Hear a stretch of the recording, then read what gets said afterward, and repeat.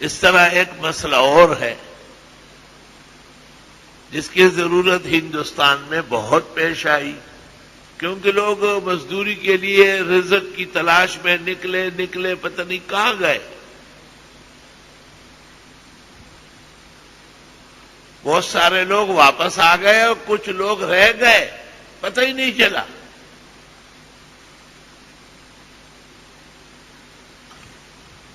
اس کو فقہ میں کہتے ہیں مفقود الخبر۔ خبر اطلاع کچھ بھی نہیں ہے، رہا ہے، مرا ہے، تو اب اس کی بیوی کا کیا حکم ہوگا؟ امام ابو حنیفہ رحمت اللہ علیہ کے فقہ میں نکاح تو ایک نکاح ہے جو ہو جاتا ہے، اور خاوند ایک خاوند ہوتا ہے جو نصیب ہو جاتا ہے۔ اب یہ عورت جو خاوند اس کا گم ہو چکا ہے، مفقود الخبر ہے، کوئی اتا پتہ نہیں ہے، جوان لڑکی ہے، خطرناک لمحات ہے، شوب ہے، ماحولیات متاثر ہے، شیطان بھی اپنے زوروں پر ہے، نفس بھی اس کا ساتھ دیتا ہے، گناہ کا مرتکب نہ ہو جائے۔ تو امام ابو حنیفہ رحمہ اللہ کی فقہ میں یہ خاتون 90 سال انتظار کرے، اور دوسرا قول جو تاتاریہ میں مفتابہی ہے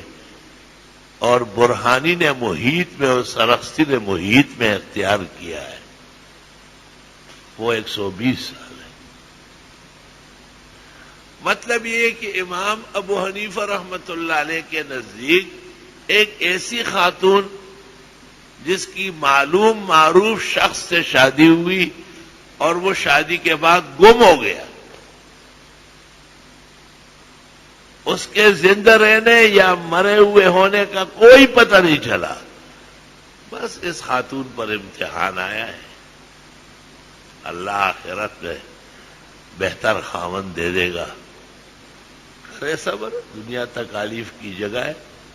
پھر امام ابو حنیفہ امام اعظم سراج الامہ فقیہ ہذہ الامہ، انہوں نے یہ برداشت کر لیا کہ یہ عورت صبر کرے، قناعت کرے، زہد اپنائے، تقوی اپنائے، شادی نہیں کر سکتی، خاوند کی اطلاع ضروری ہے۔ لیکن پسماندہ اوقات میں، گئے گزرے زمانے میں، لوگوں کی دین دوری کے ماحول میں اور نفسانیت اور شیطنت کے ناکارہ حملوں کے ہوتے ہوئے علماء دین نے احسان کر کے امام مالک رحمت اللہ علیہ کے مذہب کو اس کے لیے بنیاد بنایا۔ امام مالک کا مذہب یہ ہے کہ ہر طرح کوشش کی جائے، جتنے ذرائع ابلاغ ہے، اشتہار ہے، اعلان ہے، وہ استعمال کیے جائے، یہ خبر تحقیق کو پہنچے کہ وہ رہے یا مرے۔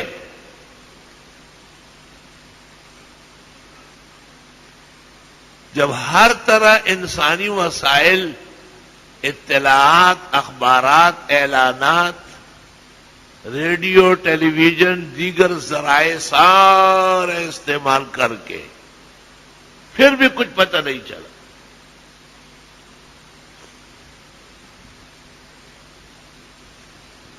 تو اب فیصلہ کر لے بڑے علماء و فقہا کہ وہ شخص مر چکا ہے، زندہ نہیں ہے، زندہ ہوتا تو پتہ چل جاتا۔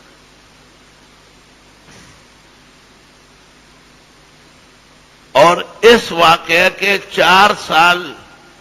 انتظار کے بعد اس خاتون کو اجازت ہے کہ وہ اپنی مرضی کی شادی کر لیں۔ ہندوستان میں ایسے بہت سارے لوگ افریقہ گئے، امریکہ گئے، باہر ملکوں میں گئے، واپس نہیں آئے۔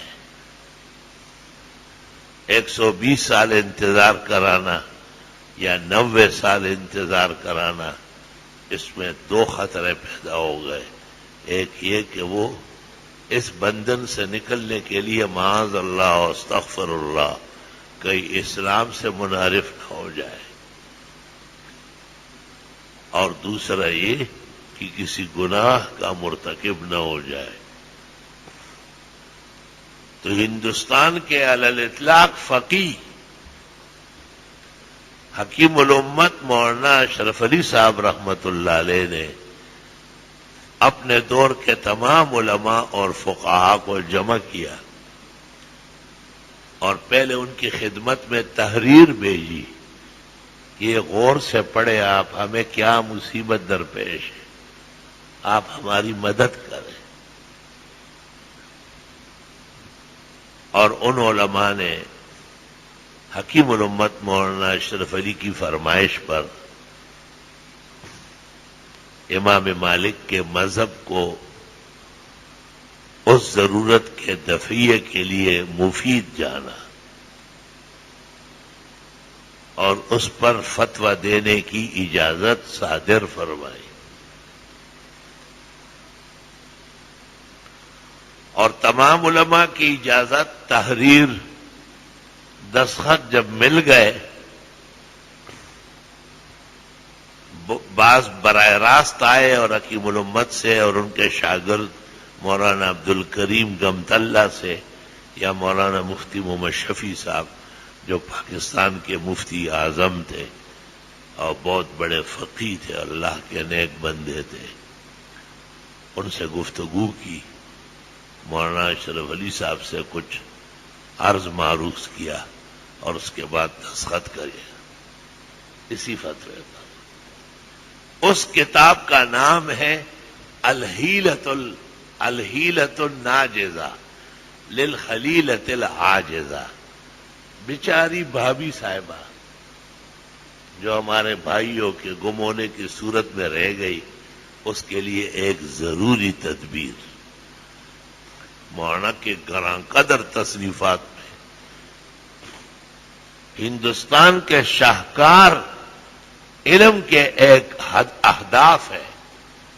کہ مولانا اشرف علی صاحب نے اس قدر اہم مہم مسئلے پر علماء کو اکٹھے کیا، اور علماء کے اس اکٹھ سے امام مالک کے مذہب کو حنفی فقہ کی جگہ رائج فرمایا کہ بس جب یہ فکر پیدا ہوئی اور علماء نے اجازت دے دی کہ بھائی وہ نہیں ہوتا تو ضرور کہیں سے سر اٹھا لیتا، لیکن وہ آئے ہی نہیں، نہ آ سکتا ہے۔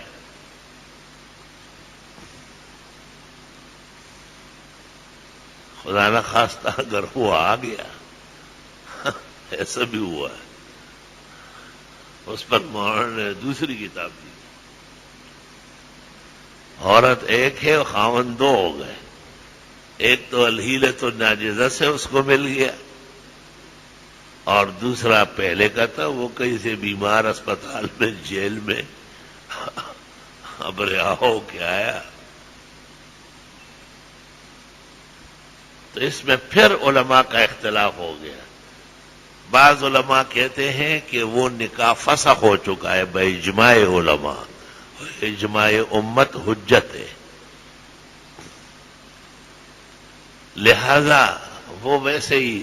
ذکر و فکر کرے اور تبلیغ جماعت میں جائے اور بی بی صاحبت ہو، نئے خاون کے ساتھ ہوگی۔ اور بڑے علماء نے کہا کہ نہیں، نکاح سابق برقرار ہے،